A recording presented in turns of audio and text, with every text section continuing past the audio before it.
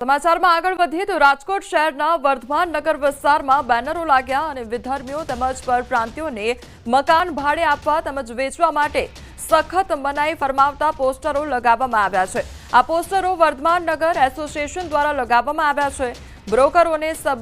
બ્રોકરોને સંબોધીને ખાસ આ બેનરો લગાવવામાં આવ્યા છે। પોસ્ટરમાં ગુજરાતી તેમજ બંગાળી ભાષામાં લખાયેલું જોવા મળી રહ્યું છે।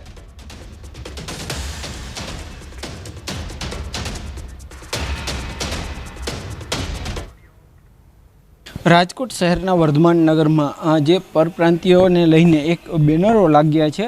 આ છે રાજકોટ શહેરનો વર્ધમાન નગર વિસ્તાર। અહીંયા જે સ્થાનિક વર્ધમાન નગર એસોસિએશન છે તેમના દ્વારા જે છે આ વિસ્તારમાં અલગ અલગ જગ્યાએ પોસ્ટરો લગાડવામાં આવ્યા છે। આ પોસ્ટરોમાં સ્પષ્ટ રીતે લખ્યું છે કે વર્ધમાન નગરમાં પરપ્રાંતિયો અને વિધર્મીઓને મકાન જે છે એ ભાડે ન આપવું તેમજ તેમની આ વેચાણ પણ ન કરવું। ખાસ કરીને આ વિસ્તાર છે તે રાજકોટ શહેરનો હાઈ પ્રોફાઇલ વિસ્તાર માનવામાં આવે છે। ત્યારે ક્યાંક ને ક્યાંક આ વિસ્તારમાં જે છે એ શાંતિ જોખમાતી હોવાના કારણે જે છે એસોસિએશન દ્વારા આ રીતના બેનરો મારવામાં આવ્યા છે।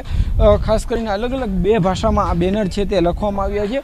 બ્રોકરોને સંબોધીને આ બેનર છે તે લખવામાં આવ્યા છે। એટલે કે ક્યાંક ને ક્યાંક કહી શકાય કે રાજકોટ શહેરમાં હાલ આ જે બેનરો છે તે ચર્ચાનું કેન્દ્ર બન્યા છે અને એનું એ ચર્ચાનું કારણ છે કે આ વિસ્તારમાં જે રીતના વિધર્મીઓ અને પરપ્રાંતીય લોકોનો ઉલ્લેખ કરવામાં આવ્યો છે, એ લોકોએ અહીંયા રહેવાનું આવું તેવો ઉલ્લેખ કરવામાં આવ્યો છે, તેને લઈને સમગ્ર શહેરમાં હાલ ચર્ચાનું કેન્દ્ર બન્યા છે। હાર્દિક જોશી, ન્યૂઝ 18 ગુજરાતી, રાજકોટ। એનું કારણ એ જ છે કે અમને આ ન્યુસન્સ ગમે છે ને પરપ્રાંતીય લોકો આવી જાય છે ને જે તે હિસાબે અમારા ઘરના લેડીઝોને, આજુબાજુના નાના છોકરાઓને, ઘરનાઓને બધાને બહુ તકલીફ વધારે પડતી પડવા માંડી છે। હવે એની હિસાબે અમે આ ઝુંબેશ ઉપાડી છે। હું જોઈ રહ્યો છું આ બધી, એટલે આ લોકો જે કરે છે એ બરોબર જ છે। આ વિધર્મીએ ન આપવું, ભાડે ન આપવું, આ તે અને જે તે વસ્તુ અહીંયા બધે ફેંકીને વયા જાય છે એ ન ચાલે। એટલે આવા માણસો અહીંયા આવવા ન જોઈએ, વિધર્મીઓના બધે।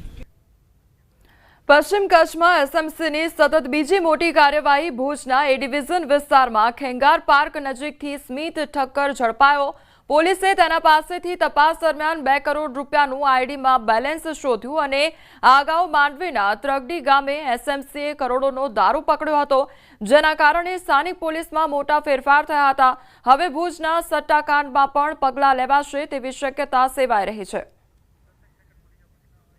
તો ખેંગાર પાર્ક નજીકથી સ્મિત ઠક્કરની ધરપકડ કરવામાં આવી છે અને આ અંગે વધુ તપાસ હવે હાથ ધરવામાં આવી છે। તો પોલીસ એક્શન મોડમાં આવી છે। આ તરફ ત્રગડી દારૂકાંડમાં પણ હવે સટ્ટાકાંડ પણ સામે આવે તેવી શક્યતાઓ સેવાઈ રહી છે।